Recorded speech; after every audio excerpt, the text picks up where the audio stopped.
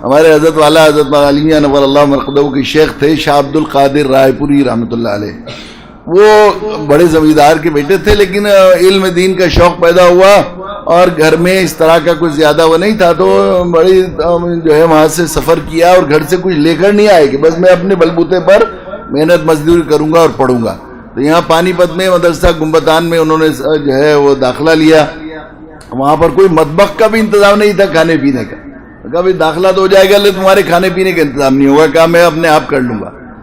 تو چونکہ پڑھنے میں بہت زیادہ مصروفیت تھی، اس لیے ایک زمانے تک، ایک دو چار دن نہیں، ایک زمانے تک وہ سبزی منڈی تشریف لے جاتے تھے اور وہاں جا کر مولی کے پتے جو توڑ کے ڈال دیتے ہیں بچے، مولی کے اور اس کے گوبھی وغیرہ کے پتے جو افاضل ہوتے ہیں توڑ کے ڈال دیتے ہیں، ان میں سے پتوں کو چھیلتے اور جو ڈنٹل ہوتی تھی اس کو دھو کر اور دھونے کے بعد اس میں نمک ڈال کر وہ کھا کر گزارا کرتے تھے، پڑھتے رہے.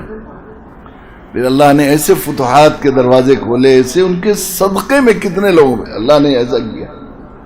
ہم لوگ ایک مرتبہ بھی یہ خیال ہوا، نشاد بھائی ہمارے یہاں آتے ہیں مجلس میں، ڈاکٹر عباد الرحمان نشاد، ہمیں ان کو خیال ہوا کہ 3 دن ہم رائے پور گزاریں گے. خانقاہ میں اتنا ذکر ہوا اور ایسی تواضع اور عاجزی انکساری کا انہوں نے ایسا ماحول بنا دیا، اور دین والوں کی عظمت. آپ سہارنپور رائے پور سے وابستہ لوگوں کو دیکھیں گے کہ دینی شک دیکھنے والوں کے لیے وہ بچھے جاتے ہیں. ایسی عظمت انہوں نے دلوں میں پیدا کر دی ہے، دین والوں کی قدر منزلت عام لوگوں میں بھی. اس خانقاہ نے دور دور تک اللہ کے نام کا غلغلہ مچا دیا. وہاں جائے گا آدمی، ابھی بھی حال ہے ایسا لگتا ہے جیسے پتے ابھی ذکر کر رہے ہیں اور جی چاہتا ہے کہ اللہ کا نام لیا جائے وہاں جا کے. ہر آدمی، یہ نہیں ہم ہر عامی آدمی کو بھی احساس ہوتا ہے، ہم جیسے لوگوں کو بھی.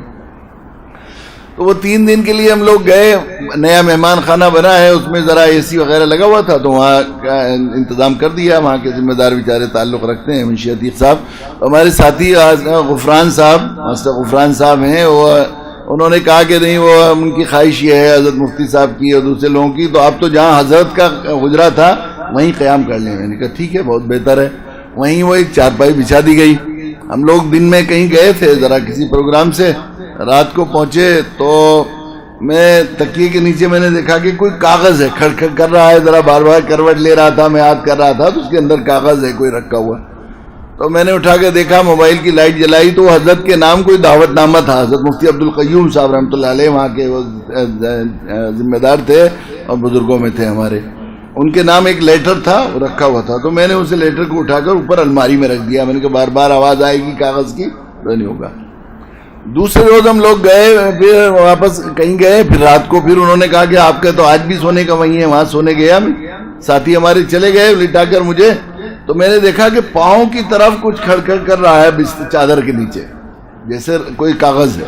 تو میں ایک دم جلدی سے اچھل کے اٹھ گیا کہ ان پر مفتی صاحب کا نام ہوگا، اللہ کا نام ہو سکتا ہے. وہ سرانہ پائتی اور پائتی بعض مسیری ہوتی ہیں جن کا وہ نہیں ہوتا، تو شاید ادھر وہ کوئی خط آج بھی رکھا ہوا ہو.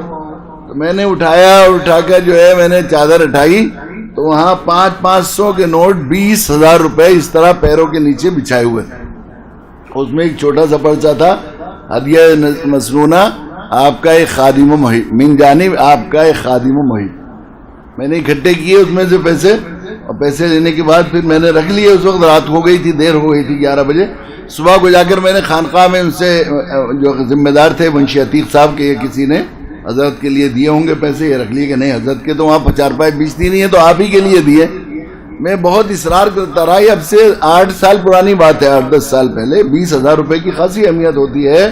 مگر ان کے یہاں بھی ایسی استغنا، حضرت نے جو مزاج بنایا تھا استغنا اور دنیا سے جو ہے منہ موڑنے کا، کہ بار بار میں کوشش کرتا رہا کہ نہیں یہیں کے لیے ہوں گے حضرت کے، نہیں حضرت کے یہاں کیوں ہوتے تو آپ کے لیے ہدیہ ہے، کسی نے ڈالے ہیں ہدیہ دیے. تو میں نے کہا اچھا خانقاہ کے خرچ میں آپ اس کی رسید کاٹ دیجیے. بہت اصرار سے اور جو ہے وہ رسید کے لیے تیار ہوں. مگر میں پیارے بچوں میں اس وجہ سے میں نے یہ واقعہ سنایا کہ انہوں نے دنیا سے منہ موڑا اور اللہ کے دین کی خدمت کے لیے سب کچھ چھوڑ کر یکسو ہو کر آ گئے. تو ان کے غلاموں کے قدموں کے نوچے لوگ پیسے 20-20 ہزار روپے ڈال کر جاتے ہیں. ویڈیو کے نیچے سبسکرائب کے بٹن پہ کلک کریں، بیل کے آئیکن پہ کلک کیجئے تاکہ ہر نئی ویڈیو کی نوٹیفیکیشن آپ کو مل جائے.